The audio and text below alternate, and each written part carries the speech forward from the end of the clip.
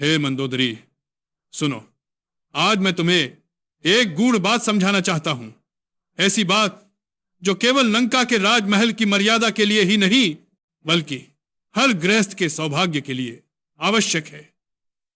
तुम अक्सर पूछती हो कि मैं घर के भीतर किसी भी पशु को रखने से क्यों रोकता हूं। आज मैं इसका कारण तुम्हें स्पष्ट करूंगा, और इसका संबंध केवल लंका के नियमों से नहीं, अपितु सनातन धर्म और स्वयं रामायण की मर्यादाओं से है। हमारे धर्म ग्रंथों में गृहस्थ जीवन को एक पवित्र यज्ञ कहा गया है। हर घर को एक लघु मंदिर माना गया है, जहां अग्नि जलती है, जहां पूजा होती है, जहां मनुष्य की बुद्धि और आत्मा शुद्ध रहती है। ऐसे स्थान पर हर वस्तु, हर जीव और हर व्यवहार का गहरा प्रभाव पड़ता है। और इसी कारण कहा गया है कि घर के अंदर केवल वे ही जीव रहने चाहिए जो मनुष्य के स्वच्छता, ऊर्जा और मानसिक स्थिरता को प्रभावित न करे। मैं जानता हूं कि तुम्हारा हृदय कोमल है और तुम हर जीव में करुणा देखती हो, परंतु धर्म करुणा के साथ साथ व्यवहार भी सिखाता है। घर के भीतर पशु रखने से वहां की ऊर्जा में अशुद्धि आती है। जानवर चाहे कितना भी प्रिय हो, उसका स्पर्श, उसकी गंध, उसकी चाल ढाल, उसके स्वभाव, ये सब गृह की मर्यादा को प्रभावित करते हैं।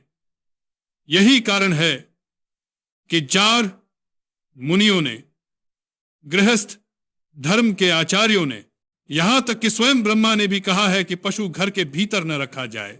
हां, मैं ये भी मानता हूं कि कुत्ता वफादारी का प्रतीक है, गौ माता पवित्रता और समृद्धि की प्रतीक है। इन्हें पालना धर्म सम्मत है, पर इन्हें भी घर की चौखट के भीतर नहीं, बाहर रखा जाना चाहिए। चौखट के बाहर रहकर ये गृह की रक्षा करते हैं, गृहस्थ के पुण्य में वृद्धि करते हैं, परंतु भीतर आकर वे उस पवित्र वायु, उस दिव्यता और उस मानसिक संतुलन को भंग कर देते हैं जिसकी हमें आवश्यकता होती है। रामायण में भी देखो, अयोध्या के महलों में ना तो पशु भीतर रखे जाते थे और ना ही ऐसा कोई प्रचलन था। भगवान राम स्वयं इस मर्यादा का पालन करते थे। यह केवल स्वच्छता का नियम नहीं है, यह ऊर्जाओं का विज्ञान है। मनुष्य और पशु का तत्व भिन्न है और यह भिन्नता घर की आभा को प्रभावित करती है। यही कारण है कि धर्म कहता है, गौ माता का स्थान गौशाला में, कुत्ते का स्थान द्वार पर और मनुष्य का स्थान गृह के भीतर। यह नियम केवल प्रतीक नहीं है, यह गृह की स्थिरता का आधार है। जब घर में ऐसे पशु आते हैं जो अंदर रहने के योग्य नहीं हैं, तब गृहस्थ का मानसिक संतुलन बिगड़ता है, धन में कमी आती है, रोगों का प्रकोप बढ़ता है और परिवार में कलह होने लगता है। ये बातें केवल लोक कथाएं नहीं, बल्कि ऐसे सत्य हैं जिन्हें हमारे पुरखे अनुभव कर चुके थे। यही कारण है कि तुम्हारा लंकेश, मैं इस नियम पर अडिग हूं। लंका के राजमहल की हर दीवार देवोपम शक्तियों से घिरी है। यहां की पवित्रता बनी रहे, यह मेरा दायित्व है, और यह दायित्व तब तक पूर्ण नहीं हो सकता जब तक घर के भीतर पशु प्रविष्ट ना हो। चाहे वह पशु कितना भी प्रिय क्यों न हो, उसका उचित स्थान है, पर वह स्थान गृह के भीतर नहीं। हे मंदोदरी, धर्म का यह नियम अत्यंत सूक्ष्म है। मनुष्य और पशु दोनों को अपना अपना स्थान मिलना चाहिए। गौ माता का आदर करो, उसे पालो, उसके द्वारा घर में लक्ष्मी आती है, पर उसे आंगन में रखो।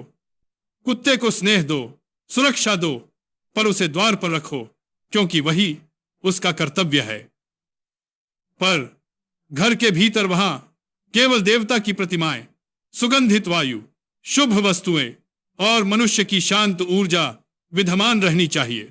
अब समझो कि यह नियम कठोर नहीं, बल्कि कल्याणकारी है। यह मर्यादा नहीं, संरक्षण है। यह निषेध नहीं, बल्कि गृह के सौभाग्य का मार्ग है।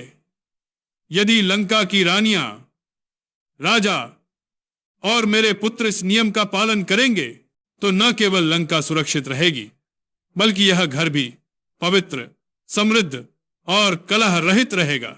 यही सत्य है, यही धर्म है, और यही कारण है कि मैं कहता हूं, घर के भीतर पशु नहीं, केवल मनुष्य और देवत्व का निवास होना चाहिए।